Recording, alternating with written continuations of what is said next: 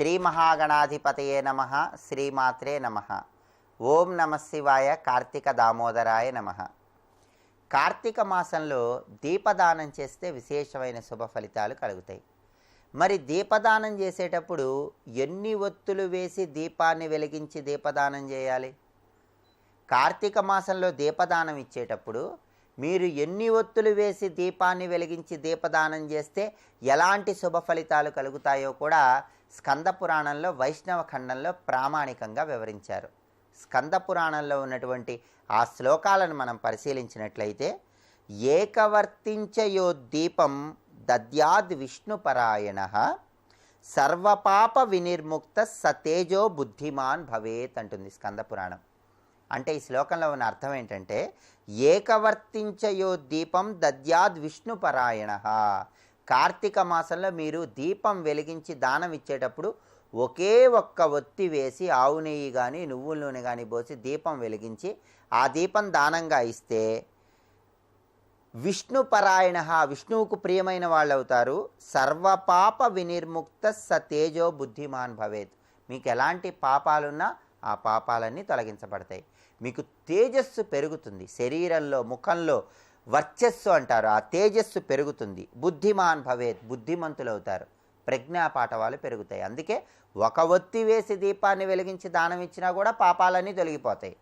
తేజస్సు పెరుగుతుంది, బుద్ధిమంతులు అవుతారు. అలాగే స్కందపురాణం ఇంకా ఏం చెప్తోంది? చతుర్వర్తి కృతైర్దీపేర్ భూపతిత్వం ప్రజాయతే దశవర్తి ప్రధానేవ చక్రవర్తి ప్రజాయతే అంటుంది స్కందపురాణం. అంటే ఈ శ్లోకంలో స్కందపురాణం ఏం చెప్తోంది? చతుర్వర్తి కృతైర్దీపే భూపతిత్వం ప్రజాయతే. ఒక ఒత్తి కాకుండా మీరు కార్తీకంలో దీపాన్ని వెలిగించి దానం ఇచ్చేటప్పుడు 4 ఒత్తులు విడివిడిగా వేసి ఆవు నెయ్యి కానీ నువ్వుల నూనె కానీ పోసి దీపం వెలిగించి దానం ఇస్తే, ఆ 4 ఒత్తుల దీపాన్ని మీరు ఎవరికైనా దానంగా ఇస్తే భూపతిత్వం ప్రజాయతే, అంటే భూమికి ప్రభు అవుతారు. రాజయోగం కలుగుతుంది. భూమికి ప్రభు అవటం అంటే భూలాభం కలగటం. మీకు భూములు కొనుక్కోవాలన్నా, గృహాలు కొనుక్కోవాలన్నా, భూలాభం కలగాలన్నా కార్తీకంలో 4 ఒత్తులు విడివిడిగా వేసి ఆవు నెయ్యి కానీ నువ్వుల నూనె కానీ పోసి దీపం వెలిగించి దానం ఇవ్వండి. అలాగే దశవర్తి ప్రధానేవ చక్రవర్తి ప్రజాయతే అంటుంది స్కందపురాణం. అంటే 10 ఒత్తులు విడివిడిగా వేసి ఆవు నెయ్యి కానీ నువ్వుల నూనె కానీ పోసి దీపం వెలిగించి ఆ దీపాన్ని దానం ఇస్తే చక్రవర్తి ప్రజాయతే, చక్రవర్తి యోగం కలుగుతుంది. చక్రవర్తి అంటే అధికార పదవులు. రాజకీయాల్లో ఉన్నవాళ్ళు విశేషమైనటువంటి అధికార పదవులు సిద్ధింపజేసుకోవాలన్నా, ఉద్యోగంలో ఉన్నవాళ్ళు మంచి మంచి ప్రమోషన్లు మీకు లభించాలన్నా, అత్యున్నత శిఖరాలను అధిరోహించాలన్నా, ఉన్నత పదవులు కలగాలన్నా కార్తీకంలో 10 ఒత్తులు విడివిడిగా వేసి దీపాన్ని వెలిగించి ఆ దీపం దానంగా ఇవ్వాలి. 4 ఒత్తుల దీపం దానం ఇస్తే భూలాభం కలుగుతుంది. 10 ఒత్తుల దీపం దానంగా ఇస్తే చక్రవర్తిత్వం కలుగుతుందని స్కందపురాణంలో ఉన్న ఈ శ్లోకం చెప్తుంది. అలాగే స్కందపురాణం ఇంకా ఏం చెప్తోంది? పంచాశద్వర్తి దీపేన దేవత్వం ప్రజాయతే శతసంఖ్యా ప్రమాణేన విష్ణు సాయుధ్యమాప్నుయాత్ అంటుంది. ఇది అద్భుతమైన శ్లోకం. దీనిలో అర్థం ఏంటంటే, పంచాశద్వర్తి దీపేన దేవత్వం ప్రజాయతే. పంచాశద్వర్తి దీపేన అంటే 50 ఒత్తులు. 50 ఒత్తులు పెద్ద ప్రమిదలో విడివిడిగా వేసి ఆవు నెయ్యి కానీ నువ్వుల నూనె కానీ పోసి దీపం వెలిగించి ఆ దీపం దేవాలయ ప్రాంగణంలో కానీ, నదీ తీరంలో కానీ, లేదా మీ గృహంలో కానీ ఎవరైనా బ్రాహ్మణుడికి దానం ఇస్తే దేవతలలో ఒకడిగా జన్మిస్తాడు. మరణానంతరం మీరు దేవతల్లో ఒకడిగా పుట్టాలంటే 50 ఒత్తులు విడివిడిగా వేసి దీపం వెలిగించి కార్తీకంలో ఆ దీపాన్ని దానంగా ఇవ్వాలి. దీనికి ప్రమాణం స్కందపురాణం వైష్ణవ ఖండం ఈ శ్లోకం చెప్తోంది. అలాగే శతసంఖ్యా ప్రమాణేన విష్ణు సాయుధ్యమాప్నుయాత్. శతసంఖ్య అంటే 100 ఒత్తులు విడివిడిగా వేసి, ఒక పెద్ద ప్రమిద తీసుకొని 100 ఒత్తులు విడివిడిగా వేసి ఆవు నెయ్యి కానీ నువ్వుల నూనె కానీ పోసి దీపం వెలిగించి ఆ 100 ఒత్తుల దీపం గనక ఎవరికైనా దానంగా ఇస్తే విష్ణు సాయుధ్యమాప్నుయాత్. విష్ణు స్వరూపంగా వైకుంఠానికి వెళ్ళి విష్ణువు సన్నిధిలో చిరకాలం ఉండవచ్చు. అంటే మరణానంతరం వైకుంఠం సిద్ధిస్తుందని ఈ శ్లోకం ప్రమాణంగా చెప్తుంది. అందుకే ఎవరైనా మోక్షం కలగాలి, వైకుంఠ ప్రాప్తి కలగాలంటే కార్తీక మాసంలో 100 ఒత్తులు విడివిడిగా వేసి ఆవు నెయ్యి పోసి దీపం వెలిగించి ఆ దీపం నదీ తీరంలో కానీ దేవాలయ ప్రాంగణంలో కానీ దానం ఇవ్వండి. విష్ణులోకం మరణానంతరం సిద్ధిస్తుంది. దీనికి ప్రమాణం స్కంద పురాణం వైష్ణవ ఖండంలో ఉన్న ఈ శ్లోకం. అలాగే ఇంకా స్కంద పురాణం ఏం చెప్తుంది? ఏతత్ ఫలం హరిక్షేత్రే ద్విగుణీ తులసీవనే త్రిగుణం జాహ్నవీ తీరే కార్తిక్యాంతు చతుర్గుణం అంటుంది స్కంద పురాణం. అంటే అర్థం ఏంటి? మీరు ఇంత అద్భుతమైన ఫలితం పొందుతున్నారు కదా, ఆ ఫలితం ఇంకా అద్భుతంగా ఉండాలంటే ఏం చేయాలో ఈ శ్లోకం చెప్తోంది. ఏతత్ ఫలం హరిక్షేత్రే ద్విగుణీ తులసీవనే అంటే మీరు ఇట్లా దీపాలు దానం ఇచ్చేటప్పుడు అది హరిక్షేత్రం అంటే విష్ణువుకు సంబంధించిన దేవాలయంలో కానీ, తులసీవనే తులసి బృందావనం సన్నిధిలో కానీ చేస్తే ద్విగుణీ ఆ దీపదానం చేసిన ఫలితం 2 రెట్లు కలుగుతుందట, ఇంకా ఎక్కువ ఫలితం కలుగుతుంది. త్రిగుణం జాహ్నవీ తీరే, జాహ్నవి అంటే గంగా, అదే దీపదానం మీరు గంగా నదీ తీరంలో ఇస్తే త్రిగుణే 3 రెట్లు ఎక్కువ ఫలితం కలుగుతుంది. కార్తిక్యాంతు చతుర్గుణం అంటే కార్తీక మాసంలో వచ్చే ద్వాదశి రోజు చేస్తే 4 రెట్లు ఎక్కువ ఫలితం కలుగుతుందట. అంటే మీరు మామూలుగా దీపదానం చేస్తే ఎంతటి ఫలితం కలుగుతుందో దానికి 2 రెట్లు ఎక్కువ ఫలితం కలగాలంటే తులసి కోట దగ్గర కానీ, తులసి మొక్క దగ్గర కానీ, బృందావనంలో కానీ ఆ దీపదానం చేయండి. 3 రెట్లు ఎక్కువ ఫలితం కలగాలంటే జాహ్నవీ తీరం గంగా నదీ తీరంలో ఆ దీపదానం చేయండి. 4 రెట్లు ఎక్కువ ఫలితం కలగాలంటే కార్తీక మాసంలో వచ్చే ద్వాదశి తిథి రోజు ఆ దానం చేయండి అని స్కంద పురాణంలో ఉన్న వైష్ణవ ఖండంలో ఈ శ్లోకం ప్రామాణికంగా చెప్తోంది. సర్వే జనాః సుఖినో భవంతు. స్వస్తి.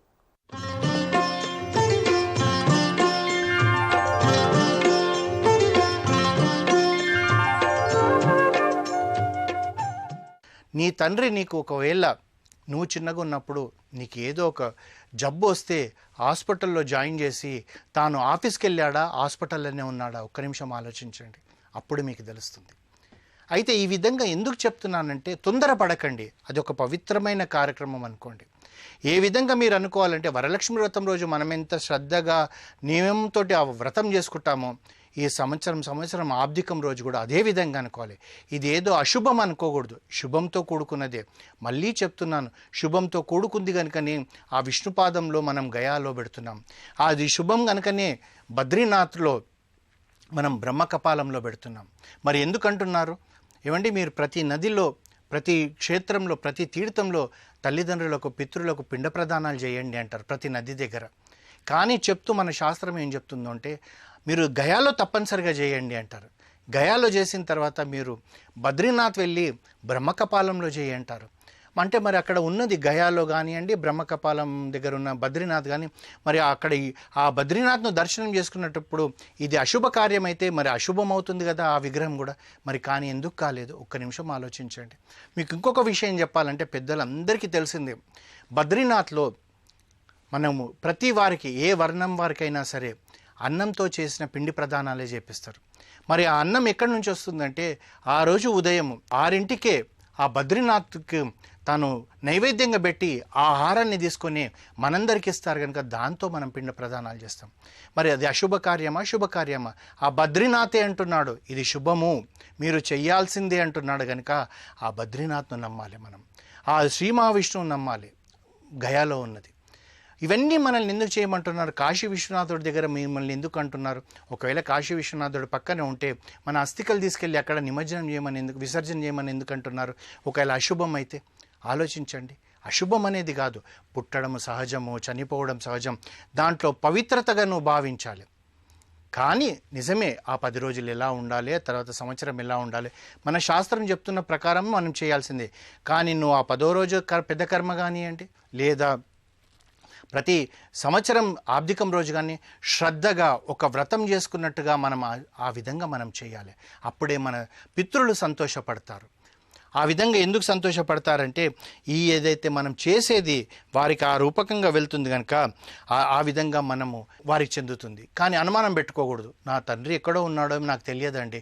నువ్వు ఊహించుకోవాలి, నా తండ్రి పైలోకంలో ఉన్నాడు, నేను ఇది చేసేది తన కడుపు నిండా నిండుతుందని చెప్పి నువ్వు అనుకుంటేనే అవుతుంది. ఏ విధంగానైతే మనం రూపాయి బ్యాంకులో వేస్తే అది డాలర్ రూపకంగా అమెరికాలో ఫీజు ఎలా చెల్లించబడుతుందో సరేనండి, మీరు అన్నట్టుగా ఏ రూపకంగా ఉంటే ఆ రూపకంగా వెళ్తుంది. ఒకటి. రెండోది, లేదు పితృలోకంలోనే మన తల్లిదండ్రులు ఉన్నారనుకోండి, వారికి చెందుతుంది. కానీ ఇంకొక అనుమానం కూడా రావచ్చు. అయితే పితృలోకాలలో కాకుండా ఇంకేంటిదంటే మోక్షం రావచ్చు.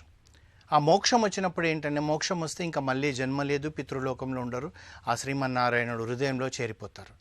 మరి మనం ఇది చేసింది అది ఎక్కడ చేరుతుందండి అని ఒకటి అనుమానం వస్తుంది. నిజమే, మనం ఇక్కడ ఏదైతే చేస్తున్నామో అది అక్కడికి వెళ్ళింది అనుకుందాం. అంటే మనం ఒక డ్రాఫ్ట్ కవర్లో పెట్టి మనము పలానా అడ్రస్లో పంపించాం, అక్కడ పోయేటప్పటికి ఆ వ్యక్తి లేడండి, ఇప్పుడు ఆ వ్యక్తి లేడు అనే పోస్ట్ మ్యాన్ ఏం చేస్తాడు, ఆ డ్రాఫ్ట్ని మళ్ళీ మనకి తిరిగి పంపిస్తాడు. అదేవిధంగా నువ్వు నమ్మితే నువ్వు చేసేది నీ తండ్రి తల్లి మోక్షం పొందినా కానీ వాళ్ళకు నువ్వు చేయడం వల్ల నువ్వు చేసింది 10ంతలుగా నీకు వస్తుంది, తప్పనిసరిగా వస్తుంది. కానీ గుర్తుపెట్టుకో, నువ్వు చేసేటప్పుడు ఆ శ్రద్ధగా చేయాలి. నేను చేసేది నా తల్లిదండ్రులకు ఆహార రూపంగా ఇస్తున్నాను. ఒకవేళ ఆ లోకంలో వాళ్ళు లేరు, మోక్షం అయిపోయింది అనుకోండి, అక్కడున్న వేరే వాళ్ళకు మన బంధువులకు చెందుతుందేమో. ఒకవేళ మన తల్లిదండ్రులే ఉన్నారనుకుందాం, మన తల్లిదండ్రులు ఊరిలో ఉన్నాం, మనం హైదరాబాద్లో ఉన్నాం, వారికి నువ్వు ఒక స్వీట్ బాక్స్ పంపిస్తే ఆ స్వీట్ అంతా వాళ్ళు తిన్నారు, పక్కనున్న పక్కింటి వాళ్ళకి ఇస్తారు, బాబు పంపించాడండి అన్నట్టు. ఆ మాదిరిగా కూడా ఎవరికైతే ఆకలి వేస్తుందో వారికి చెందుతుందేమో. కానీ ఇదంతా కూడా ఏంటిదంటే శ్రద్ధగా చేయాల్సిందే. ఒకవేళ ఆ పితృలోకంలో లేరండి, అప్పుడు కూడా నష్టమే లేదు, మనం పంపించేది మనకు తిరిగి 10ంతలుగా మనకు వస్తుంది. అయితే ఎవరికైతే కొందరు పెట్టరేమో వారికి చెందుతుందేమో మనం పంపించేది. మనం చేసేటప్పుడు ఒకటే అనుకోవాలి, మన బంధువుల గురించి మనం కూడా పిండ ప్రదానం ఎందుకు చేస్తాం అంటే, వారి సంతానం చేసినాక కూడా ఎందుకు చేస్తామంటే మర్చిపోతారేమో వారికి కడుపు నిండాలని చెప్పి మనం పుష్కరాలలో వెళ్తే బంధువుల పేర్ల మీద అందరి మీద పెడతాము, స్నేహితుల పేర్ల మీద పెడతాం, గురువుల పేర్ల మీద పెడతాం, వాళ్ళందరూ కూడా వచ్చి పెడుతుండొచ్చు. కడుపు నిండాలి, వారి కడుపు నిండాలన్న భావనతో చేస్తాం. అయితే శ్రాద్ధం పెట్టేటప్పుడు ఒకటి గుర్తుపెట్టుకోవాలి, శ్రద్ధగా చేయడమే శ్రాద్ధం. ఆబ్దికం రోజు మనం పిండ ప్రదానం చేస్తున్నప్పుడు మనం ఊహించుకోవాలి, నా తండ్రి, నా తాత, నా ముత్తాత ఈరోజు కడుపు నిండా భోంచేస్తున్నారు వాళ్ళన్న భావనతో చేయాలి. అదే రామచంద్రమూర్తి మనకు చెప్పింది కూడా అదే.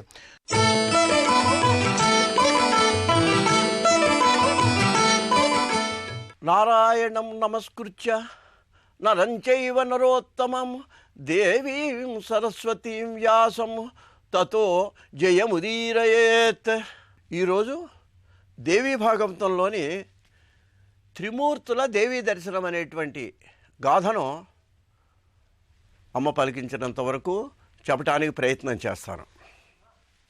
అయితే సృష్టి ప్రారంభంలో, సరే ఈ కథ చెప్పడానికి ముందు మీకు ఒక విషయం చెప్పాలి. ఏమిటంటే, దేవీ భాగవతాన్ని వ్యాస మహర్షి జనమేజయ మహారాజుకు చెప్తున్నాడండి. చెబుతున్నటువంటి సందర్భంలో అక్కడ కూడా అంతే, పరీక్ష మహారాజు కూడా సుఖమహర్షుడు కొన్ని ప్రశ్నలు వేశాడు అక్కడ విష్ణు భాగవతంలో కూడా. అలాగే ఈయన కథ వింటంలా మధ్య ప్రశ్నలు కూడా వేస్తున్నాడండి. ఇవి కూడా మనకు ఆధ్యాత్మికవేత్తలకు చాలా ముఖ్యమైనటువంటి ఆలోచింపదగ్గ ప్రశ్నలు కొన్ని ఈయన వేస్తున్నాడు. సందర్భానుసారంగా అది కూడా సంగ్రహంగా చెప్పి నేను కథలోకి వస్తాను. త్రిమూర్తుల దేవీ దర్శనం సందర్భంగా జనమేజయ మహారాజు వ్యాసుడిని ఒక ప్రశ్న వేశాట. ఓ మహర్షి, మా తాతగారులయ్యా వాళ్ళు ధర్మనిష్ట కలిగినటువంటి వాళ్ళు, సదాచార సంపన్నులు. అటువంటి వాళ్ళు ఏం చేశారు? ధర్మాన్ని అనుసరించారు. చివరికి వెళ్ళి వాళ్ళ రాజ్యం అంటే ఇవ్వలేదు, ఎన్నో కష్టాలు పడ్డారు, యుద్ధం చేయాల్సిన పరిస్థితి వచ్చిందే.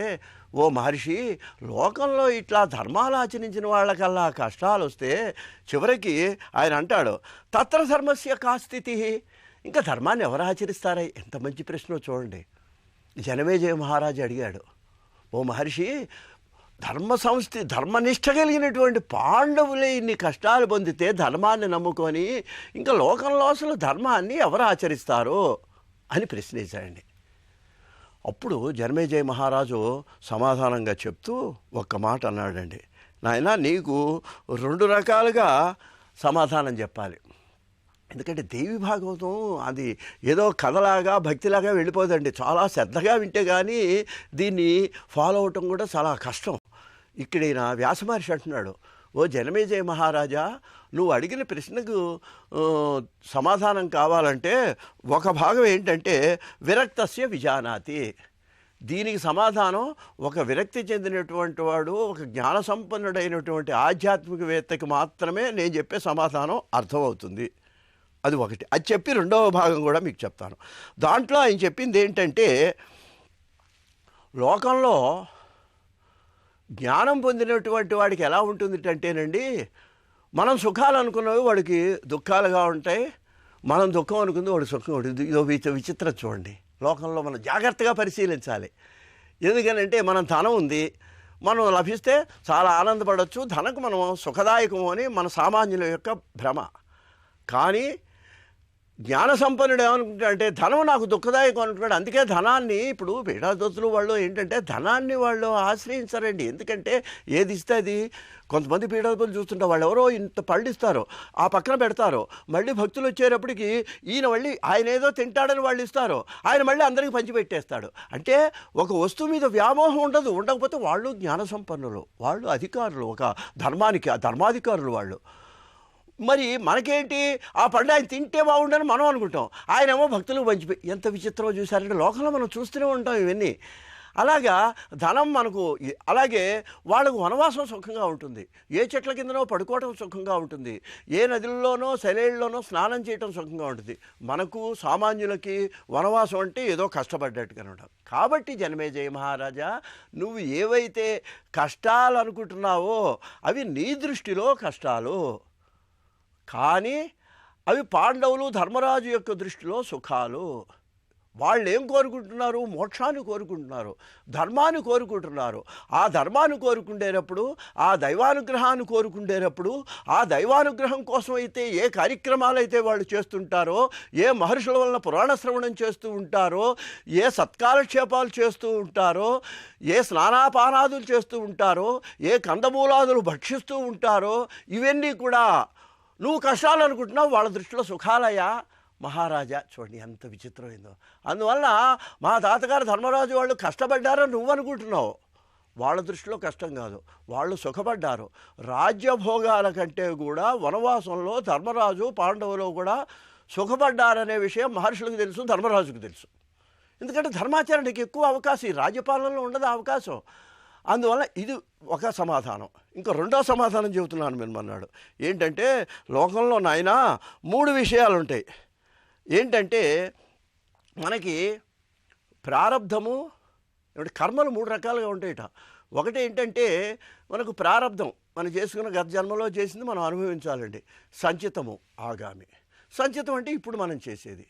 ఆగామి అంటే దైవానుగ్రహం వల్ల, ఋషుల సందర్శనం వల్ల అనుకోకుండా ఏ లాటరీ రావటం, అది ఆగామి.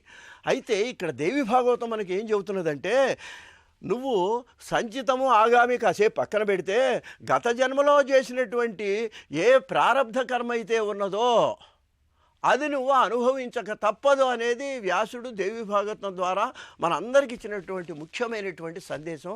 దీన్ని మనందరం కూడా గమనించాలండి. ఆయన అంటాడండి, ఏమంటాడంటే ప్రారబ్ధం అనుభోక్తవ్యం శుభం వాపి అశుభం కిలా. అందువలన ప్రారబ్ధం అనేది గత జన్మలో వస్తుంది. చాలామంది మనం అనుకుంటాం, ఏమనుకుంటామంటే అయ్యో నేను ఇవాళ పూజ చేశాను, మొన్నాడు ఏదో నాకు ఆపదొచ్చింది, ఇవాళ మంచి కార్యక్రమం చేశాను, దాన ధర్మాలు చేశాను, మొన్నాడు నాకు కష్టం వచ్చింది అనుకుంటాం.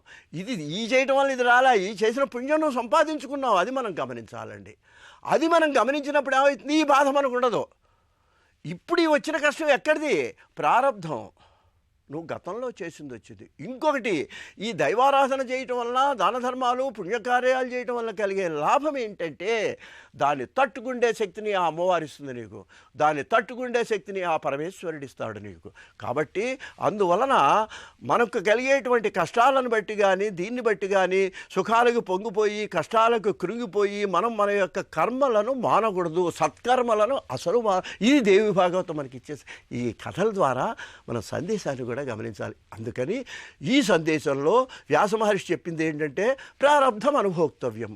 వాళ్ళ పాండవుల ప్రారబ్ధం ఉంది, అలా వాళ్ళ గత జన్మల్లో ఉండేటువంటి అనుబంధంలో వాళ్ళు పొందినటువంటి ఈ కష్టాలు వాళ్ళు పొందాలని వాళ్ళు ఉంది, వాళ్ళు పొందారు. దానికి నువ్వేం చేయగలవు, నేనేం చేయగలను. రెండవది, వాళ్ళు నువ్వు అనుకునే కష్టాలు నువ్వు అనుకుంటున్నావు, ఒక యోగి అయినటువంటి వాడు అది కష్టాలుగా వాడు భావించటం లేదు.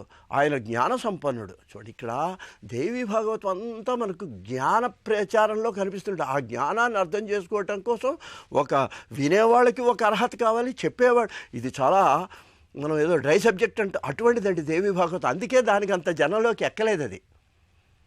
ఇటువంటి అదృష్టం పొందినట్లయితే తప్పకుండా మనకి ఆ ప్రారంధాన్ని అనుభవించేటువంటి శక్తి వస్తుంది. పాండవులు అందువల్ల ప్రారంధాన్ని అనుభవించారయ్యా అని చెప్పడం జరిగింది. వ్యాసుడు ఇంకొక మాట అంటాడు దేవి భాగవతం గురించి. ఇవాళ ఏ సంపన్నులైతే ఉన్నారో, ఇవాళ కారులలో తిరుగుతూ భోగాలు అనుభవించే వాళ్ళు ఎవరున్నారో, అంటే ఆయన పల్లకీలను వాడాడండి, పర్యంకాలను వాడాడు వ్యాసుడు. అలా కార్లు విమానాల్లో తిరుగుతూ సంపన్నులైన వాళ్ళు ఎవరైతే ఉంటారో ఆయన అంటాడు వ్యాస మహర్షి, వీళ్ళందరూ కూడా గత జన్మలో అమ్మవారిని పూజించిన వారేనన్నాడు. అంటే దాన్ని బట్టి మనం గత జన్మలో దేవి భాగవత కథలు విన్నవాళ్లే. అందువలన అది లేనిదే అసలు ఆ పుణ్యాశక్తి లేనిదే మనకు ఆలోచన కలగదు. అందువల్ల మనం గ్రహించాల్సింది ఏంటంటే దేవి భాగవతం వినాలనే ఆసక్తి కలిగిందంటే నువ్వు వచ్చే జన్మలో సంపన్నుడు అవుతావు. ఇది ఋషివాక్కు, ఇది యథార్థం, ఇది సత్యం.